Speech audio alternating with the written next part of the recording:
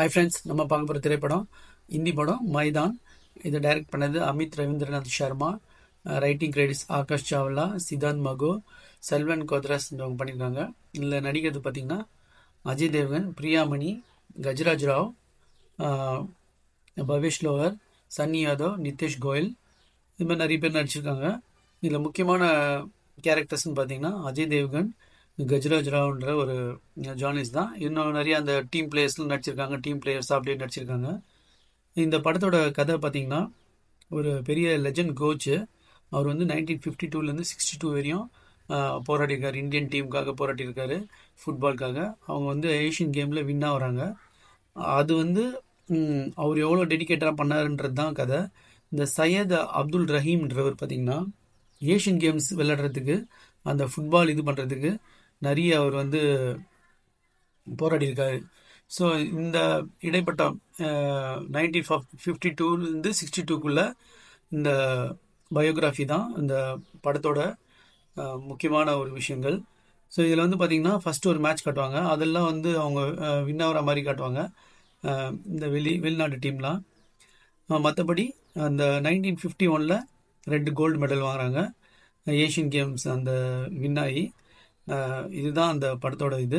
கடைசியில் பார்த்திங்கன்னா அவர் அந்த இதுக்கப்புறம் அவர் வந்து இறந்துறாரு. 9 மாதம் கழிச்சு அவர் இறந்துறாரு. அதுக்கப்புறம் வந்து இந்தியன் டீம் வந்து எந்த ஒரு ஒலிம்பிக்ஸில் இதுவாகாத மாதிரி அண்ட் தென் அப்படின்னு படத்தை முடிக்கிறாங்க.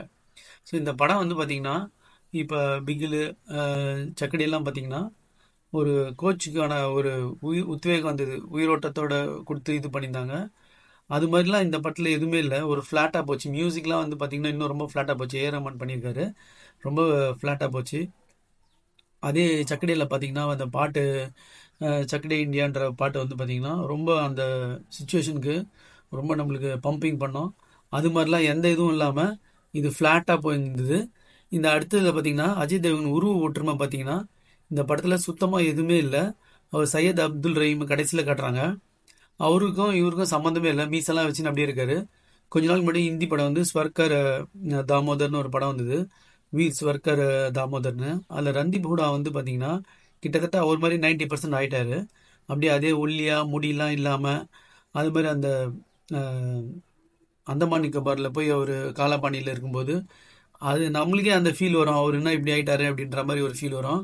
அந்த மாதிரி அவங்க வந்து கேஸ்ட் அப்பியரன்ஸ் பண்ணியிருப்பாங்க. ஆனால் இதில் பார்த்தீங்கன்னா நல்லா அஜய் தேவ்கன் வந்து கொழுக்கொண்டு நல்லா இதுவாக இருக்கார். அதுவும் மீசெல்லாம் வச்சிங்கன்னா அதுக்கும் இதுக்கும் என்ன சம்மந்தம்னே தெரில. படத்தோட கதையை பார்த்தீங்கன்னா அவ்வளோ கஷ்டப்பட்டு பண்ண த்ரில் இருந்து இந்த படத்தில் எதுவுமே இல்லை, ரொம்ப ஃப்ளாட்டாக இருந்தது.